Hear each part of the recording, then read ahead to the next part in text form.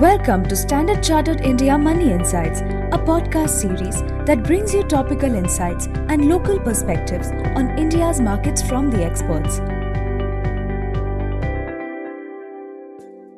Hello everyone, my name is Ravi Singh. Welcome to another edition of our weekly podcast. Global equities continue to trend higher on region-specific developments.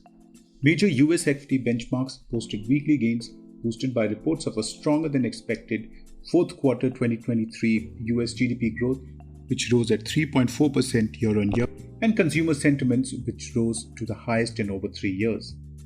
Asian equities trended mixed, with India rising during the week, while Taiwan, Indonesian, Hong Kong and Chinese equities consolidating.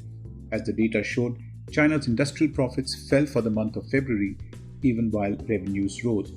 Back home, Indian equities posted gains for the second consecutive week. The Nifty index started the week on a weak note but rose higher later amid upbeat global sentiments and improving foreign investor inflows, clocking a 1% gain over a holiday truncated week. Broader markets outperformed large caps for the second consecutive week, with the Nifty Mid-Cap Index up 1.6%, while Nifty Small Cap Index was up 1.4% for the week. Among sectors, capital goods and realty led the winners with gains of over 3.3%, while IT was the only sector to record a weekly decline. The Indian fixed income market had a decent week, with Indian government bond yields falling across the curve as the government borrowing calendar released for the first half of fiscal year 2025 showed that the government is likely to borrow INR 7.5 trillion or 53% of the total budgeted borrowing for the fiscal year, lower than the historical trend of borrowing 60%. The 10-year Indian government bond yield fell 4 basis points to close at 7.05%, while the 3-year and 5-year Indian government bond yields fell 4 basis points and 6 basis points respectively. The INR closed flat over the past week at 83.4 per dollar, as the impact of higher crude oil prices, stronger US dollar and rising US bond yields during the week were negated by improving foreign investor inflows into domestic equity markets. INR gold rose 0.8%, Brent crude oil prices rose 1.8% for the week to close at $86.9 per barrel, boosted by the strong US GDP growth data and market participants' reassessment of the latest US crude oil inventory, which rose lower than markets' expectations.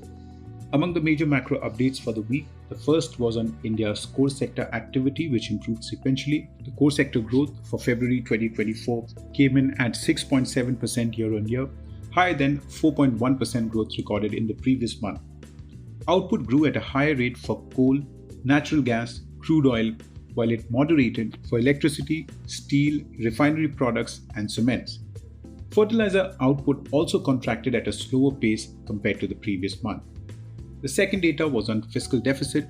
India's fiscal deficit for the period April 2023 to February 2024 of fiscal year 2024 stood at INR 15.01 trillion or 86.5% of the revised budget estimates, compared to 82.8% for the same period in fiscal year 2023.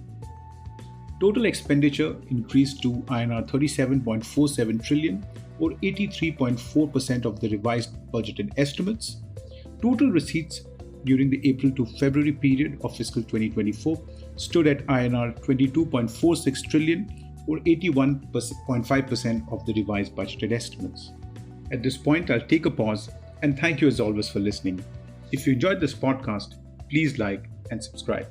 Have a great week ahead. Thank you for listening to Standard Chartered India Money Insights. Stay tuned for the latest updates and market trends by subscribing to our podcast. For more information, reach out to your Standard Chartered Relationship Manager or visit www.se.com/in.